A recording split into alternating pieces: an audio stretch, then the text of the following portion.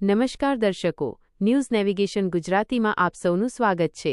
હું છું પ્રિયા અને આજ આપણે વાત કરીશું ગુજરાતમાં એક બાજુ દિવાળીની હર્ષોલ્લાસભરી ઉજવણીનો માહોલ છે તો બીજી બાજુ રાજકીય ગરમાવો વધ્યો છે કારણ કે ભાજપ હવે નવા મંત્રીમંડળની રચના માટે તૈયારીમાં છે।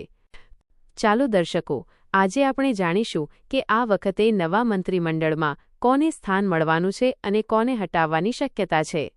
રાજ્યમાં પક્ષના નવા પ્રદેશ પ્રમુખની શોધમાં 18 મહિના જેટલો સમય પસાર થઈ ગયો હતો અને હજી પણ સંપૂર્ણ સંગઠન પૂરું થયું નથી। ચાલો એક પછી એક નેતાઓની યાદી જોઈએ।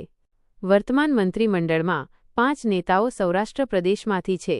ઋષિકેશ પટેલ, રાઘવજી પટેલ, મુરુભાઈ બેરાડ જેવા નેતાઓ હાલ મજબૂત સ્થિતિમાં છે। હવે પ્રશ્ન એ છે કે કોણ રિપીટ થશે।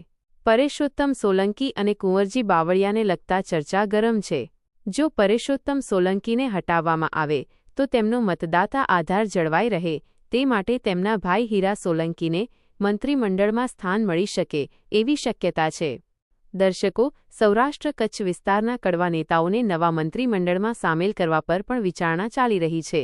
જાતિ ફેક્ટર સાથે ભાજપની વધતી પહોંચને ધ્યાનમાં રાખીને જશોદા રાદરિયા, જીતુ વાઘાણી, અર્જુન મોટવાડિયા, રીવાબા જાડેજા, મહેશ કસવાડા, કૌશિક વેકરિયા, અનુર્પ દવે જેવા નામો ચર્ચામાં છે। દક્ષિણ ગુજરાતમાં પણ હલચલ છે। હવે ચાલો જાણીએ કે કોનું પત્તું કપાઈ શકે છે। કનુભાઈ દેસાઈ, કુંવરજી હલપતિ જેવા નામો ચર્ચામાં છે। રિપીટ થનારા નામમાં હર્ષ સાંઘવી, પ્રફુલ્લ પાંચેરિયા, મુકેશ પટેલને સ્થાન મળવાની શક્યતા છે। દક્ષિણ વિસ્તારમાં નવા ચહેરાઓની એન્ટ્રી પણ થઈ શકે છે। ઉત્તર ગુજરાત ઝોનમાં જીતુ સોથ, ઋષિકેશ પટેલ, બળવંતસિંહ રાજપૂત અને ભીખુશી પરમારના નામો ચર્ચામાં છે।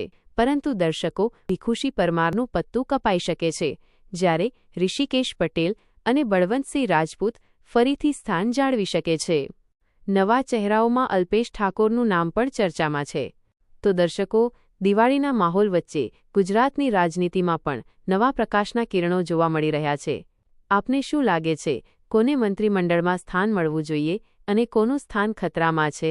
તમારો અભિપ્રાય કોમેન્ટમાં જરૂર આપજો।